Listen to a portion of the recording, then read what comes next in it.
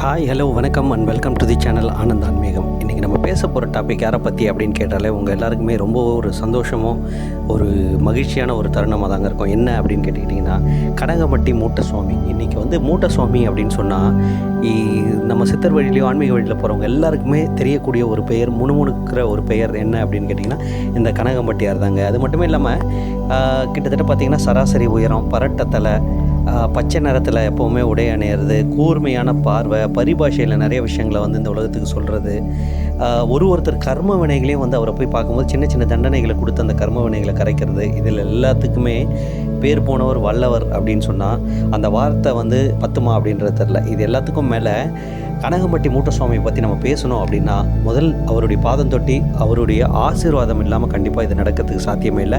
So ஐயன் அப்படின்னு சொல்லிட்டு எல்லாராலையும் அழைக்கப்படுற இந்த மூட்ட சுவாமியை பற்றி தாங்க இன்றைக்கி பார்க்க போகிறோம். அதாவது கனகம்பட்டி மூட்ட சுவாமின்றவர் வந்து பார்த்துக்கிட்டிங்கன்னா நம்ம பழனியிலேருந்து திண்டுக்கல், அதாவது திண்டுக்கல்லேருந்து பழனி, இது ரெண்டுத்துக்கும் நடுவில் ஒரு 8 கிலோமீட்டர் தூரத்தில் கனகப்பட்டின்ற ஊரில் பிறந்தவருங்க. இவருடைய பேர் பார்த்திங்கன்னா காளிமுத்து, அப்பாவுடைய பேர் பார்த்திங்கன்னா திம்மநாயக்கர். இவர் பார்த்துக்கிட்டிங்கன்னா கிட்டத்தட்ட அதாவது வாழ்ந்த காலம் வந்து பார்த்திங்கன்னா 2 அம்மா இவருக்கு. அதாவது இவங்க அப்பாவுக்கு வந்து 2 அம்மா இருக்கும்போது ஒருத்தங்களுக்கு பிறந்தவர் தாங்க இவர். இவருடைய இயற்பெயர் வந்து சில பேர் என்ன சொல்கிறாங்கன்னா காளி அப்பன்னு சொல்கிறாங்க, பழனி அப்பன்னு சொல்கிறாங்க.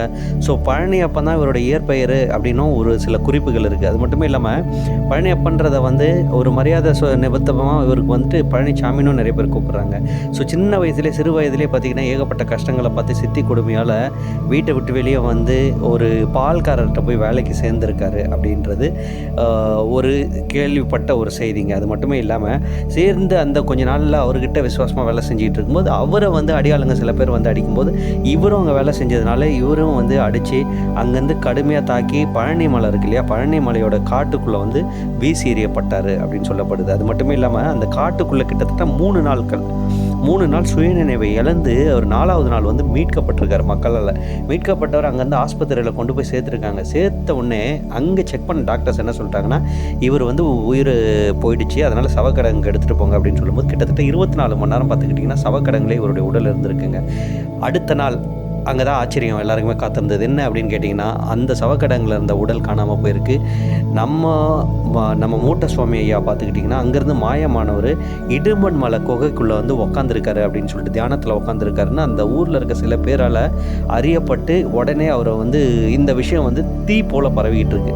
ஸோ இப்படி வந்து உயிர் போன ஒருத்தர் எப்படி வந்து உயிரோடு வந்தாருன்றதும் அதாவது அந்த சவக்கடங்குலேருந்து எப்படி மாயமானார் அப்படின்றது இன்றைக்கு வரைக்குமே ஒரு மறைப்பொருளாகவும் நிறைய பேருக்கு தெரியாத ஒரு சஸ்பென்ஸ் அதை மட்டும்தாங்க இருக்குது. அது மட்டுமே இல்லாமல் இடுமன்மலை சிவன் கோயில், உச்சி மாகாளி அம்மன் கோவில், காந்தி மார்க்கெட் பகுதியில் தான் இவர் அதிகமாக வந்து சுற்றி திரிஞ்ச காலகட்டங்கள் இருக்குது. சில பேர் பார்த்துக்கிட்டிங்கன்னா இவரை வந்து அந்த காலகட்டங்களில் பொதுவாகவே நம்ம சித்தர்களை வந்து இவங்க என்றைக்கு நம்ம பொதுவாக வந்து புரிஞ்சுக்கிட்டு இருக்கோம். ஆரம்ப காலங்களில் வந்து இவர் புத்தி சுவாதனமற்றவராவோ கண்ணமணி அவர் எல்லாரும் திட்டுறாரு, இஷ்டத்துக்கு போகிறாரு அப்படி தாங்க பேசப்பட்டு இருந்தது. பட் பிறகு தான் தெரிஞ்சுது அவர் வந்து முக்காலமும் அறிஞ்ச ஒரு ஞானி, ஒரு மகான், ஒரு சாதாரண மனிதர் கிடையாது. அது மட்டுமே இல்லாமல் பஞ்சபூதங்களையும் தன் கட்டுப்பாட்டில் வச்சுருந்தாங்க. இது போக பொதுவாக இவருடைய பக்தர்கள் எல்லாருமே சொல்கிற ஒரு விஷயம் என்னென்னா இவர் பாம்பாட்டி சித்தருடைய மறுபிறப்பாகவும், சில பேர் போகரையும், சில பேர் வந்து முருகருடைய மறு அவதாரம்னே சொல்லப்படுதுங்க. ஸோ அது மட்டும் இல்லாமல் சாமிக்கு 45 வயசு இருக்கும்போது கிட்டத்தட்ட பழனி இருக்கு இல்லையா, பழனி தெருக்களில் தான் அதிகமாக சுற்றி இருந்தவர் ஒரு கட்டத்தில் வந்து திருப்பி கனகம்பட்டிக்கே வந்து சேர்ந்துட்டார். 1979 ஆண்டில் தன்னுடைய இருப்பிடத்தை வந்து கனகம்பட்டிக்கு மாற்றிக்கிட்டவர். அங்கே யார் வீட்டுக்கும் போகாமல் இந்த சாலையோரமாகவோ மரத்துக்கடியிலையோ உட்காந்துட்டு தூங்கிட்டு சில காலங்கள் கழிச்சிட்டு இருந்தாருங்க. அந்த நேரத்தில் தான் சுமார் 35 வருட காலம் பார்த்துக்கிட்டிங்கன்னா இவர் வந்து எல்லாருக்குமே ஒரு அருளாட்சி வழங்கினார் அப்படின்னு சொல்லலாம். அதாவது மோகன் அப்படின்றவர் வந்து தன்னோட தோட்டத்தில் வந்து அவருக்கு இடம் கொடுத்ததுனால அங்கேயே உட்காந்து எல்லாருக்குமே அருளாட்சி கொடுத்துருக்காருங்க. இவர் பண்ண சித்துக்களுடைய கணக்கு என்ன அப்படின்னா 100க்கும் மேற்பட்ட சித்து அப்படின்னு சொல்ல முடியாது. ஏன்னா நமக்கு தெரிஞ்சது கொஞ்சம் தெரியாத விஷயங்கள் பல 100 சித்துக்கள் இவர் பண்ணியிருக்காரு அப்படின்றது வந்து முக்கியமாக குறிப்பாக சொல்லப்பட வேண்டிய விஷயங்கள். அது மட்டும் இல்லாமல் கிட்டத்தட்ட சுனாமி வந்ததையும் கல்பனா சாவ்லா பயணித்த அந்த ராக்கெட் வந்து வெடித்து சிதறது அப்படின்றத விஷயத்தெல்லாம் வந்து முன்கூட்டியே சொன்ன ஒரு மாபெரும் மகான்க இவர். இது மட்டுமே இல்லாமல் ஐயா வந்து நிறைய அற்புதங்கள்லாம் பண்ணியிருக்காரு. ஸோ இதில் வந்து முக்கியமாக ஒரு சில சாராம்சமாக சொல்ல வேண்டிய விஷயங்கள் அப்படின்னு பார்த்தீங்கன்னா சென்னை டி நகர் கிருஷ்ணா ஸ்ட்ரீட்டில் ரிட்டையர்டு ஐஏஎஸ் கற்பூர சுந்தர பாண்டியன் அப்படின்றவருடைய மகன் ராஜசேகர் வந்து சில ஆண்டுகளுக்கு முன்னாடி தன்னுடைய ஃப்ரெண்ட்ஸ் எல்லாரும் கூடயும் பார்த்துக்கிட்டிங்கன்னா ஒரு கல்யாணத்துக்காக திண்டுக்கல் போகிறாருங்க. கூட போனவர் யாருன்னா சரவணன், கார்த்திக் அப்படின்ட்டு சொல்கிறது இல்லாமல் கோயம்புத்தூர்லேருந்து ஒரு நபரும் கிட்டத்தட்ட 4 பேர் போயிருக்காங்க. போயிட்டு வர வழியில் இவங்க வந்து கனகம்பட்டி ஊருக்கு வந்து மூட்டை சுவாமியை பார்க்கும்போது, மூட்டை சுவாமி வாங்கப்பா எல்லாம் உட்காருங்க அப்படின்னு சொல்லும்போது, இந்த 3 பேரை மட்டும் நீங்கள் போய் அங்கே இருக்க பாறையை நவுத்தி வச்சுட்டு வாங்க அப்படின்னு சொல்லும்போது, சரி சாமி சொல்கிறாருன்னு நவுத்த போகிறாங்க. அதில் சரவணன்றவரை மட்டும் கூப்பிட்டு பக்கத்தில் உட்கார வச்சு சாமி நீ எல்லாருக்கும் போய் சாப்பாடு வாங்கிட்டு வா அப்படின்னு சொல்லும்போது, சரி ஒரு மகானே நம்மகிட்ட கேட்குறாரு, இதை விட நமக்கு வந்து என்ன ஆசீர்வாதம் இருக்க போகுதுன்னு சொல்லிட்டு இவர் எல்லாருக்கும் வந்து உணவு வாங்கிட்டு வந்து கொடுக்கும்போது, அந்த உணவு பட்டலத்துலேருந்து ஒரு ரசத்தையும் ஒரு மோரையும் மட்டும் எடுத்து ஒரு பாட்டிலில் கலந்து அந்த சரவணன்ட்டு கொடுக்குறாருங்க. சரவணனை வந்து திக்குமுக்காடு என்ன இது ரெண்டுத்தையும் கலந்து கொடுத்தா இது எப்படி இருக்குமோ என்ன ஏதுன்னு ஒரு ஐயத்தில் எடுத்து குடிக்கும்போது அப்போ தான் தேவாமிர்தம் அப்படின்னு ஒரு வார்த்தை சொல்லுவோம் இல்லையா, அந்த அமிர்தம் எப்படி இருக்கும் அப்படின்றத வந்து அந்த நொடி தாங்க அவர் குடிக்கும்போது தெரிஞ்சது. இவர் வந்து சாதாரண மகான் கிடையாது, இவர் மாபெரும் மகான் அப்படின்னு சொல்லிட்டு. இது மட்டுமே இல்லாமல் பொதுவாக ஐயாவை பார்க்க வரவங்க எல்லார்ட்டுமே வந்துக்கிட்டா சின்ன சின்ன வேலைகள் கொடுப்பாரு. அதை மண்வெட்டியை கொடுத்து இதை வெட்டி இதை க்ளீன் பண்ணுன்னு சொல்லுவார். சில பேர் சாக்கடையை சுத்தம் பண்ண சொல்லுவார். சில பேரை வந்து பாறையை உடைக்க சொல்லுவார். சில பேர் வந்து தெற்கு போ, மேற்கு போ, கிழக்கு போ, வடக்கு போ அப்படின்னு சொல்லிட்டு ஒருத்தரையும் ஒரு வேலையை கொடுத்து தன்னுடைய கர்ம வினைகளை வந்து அழிக்கிறதுல ஐயாவுக்கு நிகர் ஐயா மட்டுமே அப்படின்றது வந்து அவரை வணங்கின அத்தனை என்ன சொல்கிறது பக்த கோடிகளுக்கும் தெரியும். இது மட்டுமே இல்லாமல் ஐயா இந்த அதாவது நம்ம தமிழகத்தில் மட்டும் கிடையாதுங்க, பல்வேறு மாநிலங்கள்லையும் பல்வேறு நாடுகள்லையும் எல்லாராலையும் போற்றப்படுற கும்பிடுற ஒரு நபராக தான் இன்றைக்கி இருந்துகிட்டு இருக்காரு.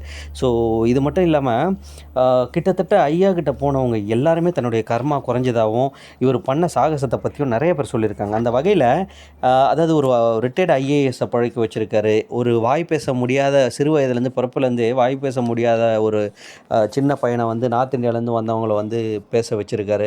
இந்த மாதிரி பல ஆச்சரியமூட்டுற சில விஷயங்கள்லாம் பண்ணியிருக்காருங்க. ஸோ எடுத்தோடனே எதுக்கு இந்த சரவணன் அப்படின்ற கதையை நான் சொன்னேன் அப்படின்னு கேட்டுக்கிட்டிங்கன்னாங்க, இங்கே தான் ஒரு சுவாரஸ்யமான விஷயம் இருக்குது. இவர் சொன்ன அந்த ஐயா வந்து பாறையை நவுத்தி வைங்கன்னு சொல்லிட்டு அந்த 3 பேரை சொல்லிட்டாங்க படுக்க சொன்ன அந்த பாறை தான் இன்றைக்கி ஐயா இருக்க ஒரு ஜீவசமாதியாக இருக்குங்க. அது மட்டுமே இல்லாமல் இங்கே ஷாக்கிங்கான ஒரு நியூஸ் என்ன அப்படின்னு கேட்டிங்கன்னா, கற்பூர சுந்தர பாண்டியன் அப்படின்றவர் வந்து தன்னுடைய சித்தர்கள் கூறும் ரகசியங்கள் நூலில் வந்து குறிப்பிட்டிருக்கிறது என்னென்னா, இப்போ நான் சொன்ன இந்த கார்த்திக், சரவணன், ராஜசேகர், அது மட்டும் இல்லாமல் கோயம்புத்தூரில் இருக்க ஒருத்தர் அப்படின்னு சொன்னேன் இல்லையா, இந்த சரவணன்றவர் வேறு யாரும் இல்லைங்க. இன்றைக்கி திரையுலகமே ஒருத்தர் திரும்பி பார்த்துட்டு இருக்கு அப்படின்னா நம்ம நடிகர் சூர்யா தான் இல்லையா. அந்த சூர்யா தாங்க அந்த சரவணன். கார்த்திக்ன்றவர் அவருடைய தம்பியாகவும், ராஜசேகர்ன்றவர் வந்து ஒரு ஃபிலிம் ப்ரொடியூசராகவும் இன்றைக்கி திகழ்ந்துட்டு இருக்கார். 4வதாக இருக்க அந்த கோயம்புத்தூர் நபர் வந்து பார்த்துக்கிட்டிங்கன்னா ஒரு பெரிய தொழிலதிபராக இருக்கார். ஸோ இந்த அற்புதங்களை பண்ணதும் பார்த்துக்கிட்டிங்கன்னா நம்ம கனகம்பட்டி மூட்டை சுவாமி தாங்க. அது மட்டும் இல்லாமல் திரையுலகில் பார்த்திங்கன்னா யோகி பாபு, பாக்கியராஜ் அப்படின்னு சொல்லிட்டு பல நட்சத்திர பட்டாளங்கள் வந்து தேடி தேடி போய் கும்பிட்டுட்டு இருக்க ஒரு சுவாமி தான் நம்ம பழனி மூட்டை சுவாமிங்க. ஸோ நம்ம வாழ்ந்த காலங்களில் இந்த மகனும் வந்திருக்காரு அப்படின்னு சொல்கிறத விட இந்த மகான் வாழ்ந்த காலகட்டங்களில் நம்மளும் வாழ்ந்திருக்கோம் அப்படின்றதே அந்த இறைவனோட ஆசீர்வாதம் தான். அது மட்டும் கிடையாது, என்னுடைய மனதளவில் நான் பர்சனலாக வந்து ரொம்ப ஃபீல் பண்ணுற ஒரு விஷயம்னா 2014 தான் ஐயா ஜீவசமாதி ஆகும்போது நம்மளாம் இருந்தோம் என்னால் போய் பார்க்க முடியலன்றது இன்றைக்கும் எனக்கு வந்து ஒரு நெருடலான ஒரு விஷயமாக தான் இருக்குங்க. ஸோ இன்றைக்கி ஐயாவோட ஆசீர்வாதத்தோடு தான் இந்த வீடியோ நான் போட்டிருக்கேன் அப்படின்றது என்னுடைய ஆழ்ந்த கருத்தாகவும் நம்பிக்கையாகவும் இருக்குது. ஸோ நீங்களும் இந்த விஷயங்கள் எல்லாத்தையும் கேள்விப்பட்டிருப்பீங்கன்னு நினைக்கிறேன். ஸோ யாரெல்லாம் பழனி போகிறீங்களோ, திண்டுக்கல் போகிறீங்களோ, ஐயாவுடைய ஆசீர்வாதம் கிடைக்கணும் அப்படின்னா நேராக கனகம்பட்டி போங்க, ஐயாவை கும்பிட்டு வாங்க. ஐயா வந்து அடுத்த நாளே ஏதோ ஒரு வழியில் நம்ம காட்சி கொடுக்குறாரு அப்படின்றது இன்றளவும் நடந்துகிட்டு இருக்க ஒரு மாபெரும் அதிசயங்க. ஸோ நான் சொன்ன விஷயங்கள் எல்லாம் உங்களுக்கு பிடிச்சிருக்கும்னு நினைக்கிறேன். ஏன்னா ஐயாவை பற்றி டீட்டெயிலாக நான் சொல்லணும் அப்படின்னா இந்த நிமிஷங்கள்லாம் எனக்கு பத்தாதுங்க. கிட்டத்தட்ட பல மணி நேரங்கள் ஆகும். அதுக்கு வந்து நம்ம ஒரு வீடியோவில் போட முடியாதுன்றது தான் உண்மை. மென்மேலும் வந்து அடுத்த வீடியோக்கள்லையோ அவரை பற்றி ஐயாவை பற்றி சொல்லும்போது அவர் பண்ண சிறப்பான தரமான சில சம்பவங்களையும் நான் கண்டிப்பாக உங்கள் எல்லாத்தையும் ஷேர் பண்ணுறேன். அண்ட் இது வரைக்கும் சேனலை சப்ஸ்கிரைப் பண்ணாதவங்க எல்லாருமே இமீடியட்டாக சேனலை சப்ஸ்கிரைப் பண்ணுங்கள். இது உங்கள் சேனல் ஆனந்த் ஆன்மீகம். நான் உங்கள் நண்பன் ஆனந்த். அண்ட் நன்றி. தேங்க்யூ.